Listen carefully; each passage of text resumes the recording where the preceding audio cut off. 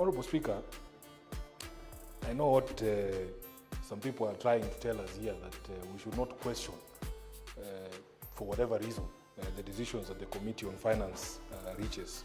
But the committee has a responsibility to explain to us what the National Assembly rationale for those reductions was.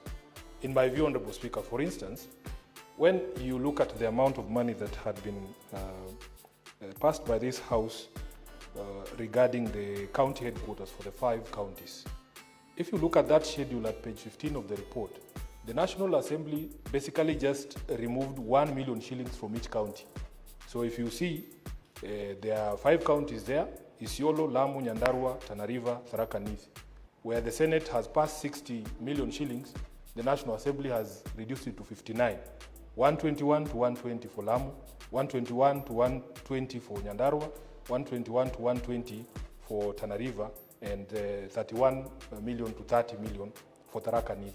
At the very minimum, you know, this just looks like a very arbitrary action, or just, to me, Honorable Speaker, a flexing of muscles that the National Assembly can show the Senate that they can do these things. What is the rationale? I mean, the committee should explain to me what is the scientific reason behind moving the allocation for Isiolo from 60 million to 59.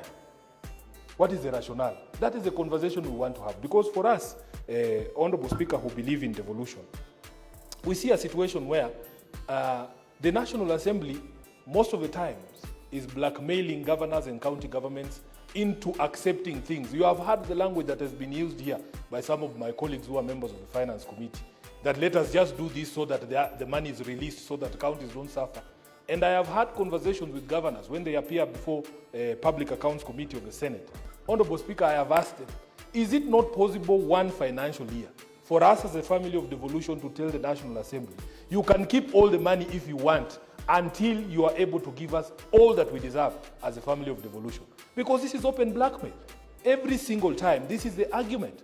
Honorable Speaker, what Senator Eddy has failed to mention to you is that the High Court, which has jurisdiction to determine constitutionality of the laws that we pass here, has already declared the removal of sums of money to do with RMLF from the county governments unconstitutional. I am aware there is a Court of Appeal stay of that decision, but the Constitutional Court has already determined that in fact that was unconstitutional. This is blackmail. It is blackmail that every single time we are not in agreement with our brothers in the National Assembly, they threaten that, oh, we need to just allow this to go so that we are able to get a fraction of what we deserve. So a reduction, Honorable Speaker, of the amount from 93 billion to 70 billion, to me, is a matter that we in the Senate must be concerned about. And I will keep reminding people, you know, Honorable Speaker, it has become fashionable for people to throw around this thing. Every single discussion that comes up, we in Broadbased. I want to remind them that the Broadbased is based on a 10-point agenda, one of which, Honorable Speaker, was to ensure that county governments are fully financed, fully funded, and that devolution is protected. So when you run around with this thing, always remember that there's an agreement there that is the underpinning of that relationship. And if you do not do what that agreement says, then you cannot run around talking about broad-based. So those of you who like to run around with that thing, please read it. And Honorable Speaker, I have said here before that because even Baba himself told the country that I'm the one who wrote that thing, don't argue with me about its contents. I know exactly what it says. I know exactly what the spirit was. I know exactly what the intention of that agreement was. So, Honorable Speaker, if you see a reduction in amounts that are going to counties of that magnitude, I, as SG of ODM, as a senator, sworn to protect devolution, I must raise the alarm. Let us not hear excuses from the Finance Committee. Let us not hear excuses for the Finance Committee. Which financial year will this Senate ever put its foot down and say, you give us all or nothing? Let the county governments shut down the way that he has said here, because they're always blackmailing us with a shutdown of county governments. One of these financial years, we should put our foot down and say, give us what we deserve or stay with all of it if you don't want devolution to work. So, Honorable Speaker, for me, the committee must put its foot down and get explanations from the National Assembly as to why these decisions were made. And when Eddie raises that point of order. I have no problem.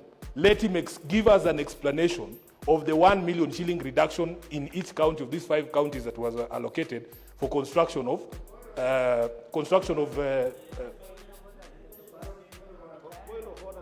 Honorable members, allow Senator Sifuna, I believe, is concluding. Let's allow to have him conclude. Senator Sifuna. Honorable Speaker. I'm giving you the floor to conclude. The what? I'm giving you to continue. Thank you. Conclude on the floor. Thank you, Honorable Speaker. It is incumbent upon members of the Finance Committee, when you're moving your report, to explain things. We are not members of that committee. If you did not ask these questions, we have a right to ask these questions, Honorable Speaker. I have only asked for the rationale, because to me it appears just an arbitrary plugging of figures from the air like this. So if there is a member of that committee that can explain to us why the National Assembly reduced 1 million from Isiolo, I'm ready and willing to hear that explanation. But the move of the report never said anything. The seconder never said anything. The reductions in the county aggregation and industrial parks allocations, Honorable Speaker, Kisii County, by half. So at the end of the day, we are not, and you can hear some of my colleagues here shouting that you put the question, because they don't want to interrogate these matters. They don't want to interrogate them. So, Honorable Speaker, for me, as a person who's sworn to defend devolution, these questions we will ask them year in, year out. And I want the Senate and its committees to show a bit more spine and not capitulate at the hands of the National Assembly, because we will be blackmailed and told, oh, counties will suffer, salaries will not be paid. I had the opportunity, Honorable Speaker, of visiting one of these industrial parks that is being done by Kiambu County in Githunguri. And they are waiting for this money to be able to process. In fact, when we were there, the issue was that the county was unable to match those funds. And it is part of the discussion about devolution and protection of devolution, Honorable Speaker, when national government comes up with these programs without knowing or without consulting the county governments to know where the resources for these projects are going to come from. Kiambu has been unable to match. We had the governor of Makueni before our committee on public accounts, and he told us, Honorable Speaker, that for Makueni, the feedback that they gave to the national government is that their priority was not those county industrial and aggregation parks. But because someone has sat in Nairobi and decided that these things must be built, despite what you're saying, from what the ground is saying is their priority, they are going to build them whether you like it or not. Honorable Speaker, we swore an oath here to defend those county governments and their interest. We have a responsibility to say no, to push back on national government overreach of devolved functions. So therefore, Speaker. Senator Eddie, what's your point of order?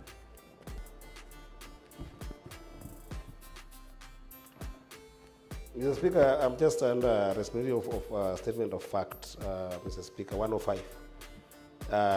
And also, perhaps it borders 101, Mr. Speaker, on the statements that my good friend Senator Sifuna has talked about in terms of insinuation that perhaps we're just using the word broad-based to protect a conversation around this bill. Mr. Speaker, I think that it's a matter of fact from my side, and perhaps Sifuna should understand, Senator Sifuna should understand, that when I raised the issue of the biggest chunk of money that has not come here, it is an issue that has been blocked by law. The matter is in court. There is nothing we can do for a matter that is in court. He himself is a lawyer, and you know, Mr. Speaker, if he is indeed a lawyer who believes in broad-based, the way I know he believes in broad-based, and Mr. Speaker, you know, he wrote this broad-based, 10-point agenda, is my whip, Mr. Speaker. I didn't go to broad-based in my own volition. He whipped me into broad-based and made sure that I went there by signing this document, Mr. Speaker. On two issues. Sifuna, Senator Eddie, sorry. Are you debating or you are raising a point of order? No, the point of order is on I said 101. And I'm dealing with 101 first, where my defense for this particular bill was insinuated to be a mere issue of we're in broad-based, let's just pass this. Go to 105. Okay. And let me just finish this because go to 105 because that is the question Senator Sifuna was asking, a justification or explanation from the committee on some of those reductions. Yeah, and I'm saying that 105 is a matter of fact. in the sense that the RMLF that has been delayed because the matter is actively on in court. It's not because of a broad-based issue, it's in court. In fact, he is, as a lawyer, should actually perhaps join the devolution family to go to court on behalf of those things that are being delayed by court, including compensation. Senator Eddie, you've made your point. Take your seat. Senator Sifuna, part of the point of order, which I rule it's not a point of order, Senator Eddie, is an explanation as to the question you asked from the committee, that they ought to have given an explanation as to why part of that money has not been released. And you've got from the member that indeed there is a matter in court, and I believe that suffices to some extent as an explanation, which of course does not necessarily answer conclusively the concerns you've raised, which are entitled to you as a member of this House to raise in debating the report. Speaker, I have dedicated my life to teaching these broad-based people. First of all, the stay in the Court of Appeal did not stop Parliament from legislating. There is no way a court can stop you from putting a schedule on a piece of legislation. That is what you should know. Luckily for you, you are my classmate at the University of Nairobi, so you know exactly what I am saying. Number two, the Senate was aware of that court case that was going on. We, in our wisdom, never removed the RMLF from the statute. So if tomorrow we wake up, for instance, Honorable Speaker, and that court order has been lifted, and you have a schedule here that does not have RMLF, then you start over the process again. The court did not stop you from doing your job as legislators and making laws. So understand these things, we know them. I know Senator Eddie is not a lawyer, so I'll forgive him. But what you need to do, Senator, as a member of this finance committee, please take time to explain to us. If I come here with a report of the County Public Accounts Committee, Honorable Speaker, or indeed the Energy Committee where I sit, I have a responsibility, because I'm the one who interacted with those decisions and discussions, to explain. All I asked, Speaker, is give us a rationale, because these counties are not the same. Isiolo, Lamu, Nyandarua, Tana River, Tharaka Nithi, they are not the same. So how come when the National Assembly is reducing the money, it reduces across the board the same amount? What is the rationale? Because if you look at the initial allocation, Isiolo had been given only 60 million, right? Lamu has 121, which is almost double that. So even if there is a reduction, you would expect that it would be proportionate. Nobody has bothered to explain to us. They are just shouting here that you put the question, Honorable Chair. You have a responsibility to explain. You have a responsibility to explain. No, I have heard enough from laymen. Now let you listen to the lawyers now. I don't want your information. Speaker, we will fight for the family of devolution. This is what we saw here to do. And some people are running around here saying there were students of Raila. What would Raila say to a bill that has reduced county allocation from 90 million to 70 million? He would not be here telling me, oh, we are in broad-based. He would say takataka. Yes. So those of us who knew the man, allow us to tell you what he would have done. I thank you, Honorable Speaker.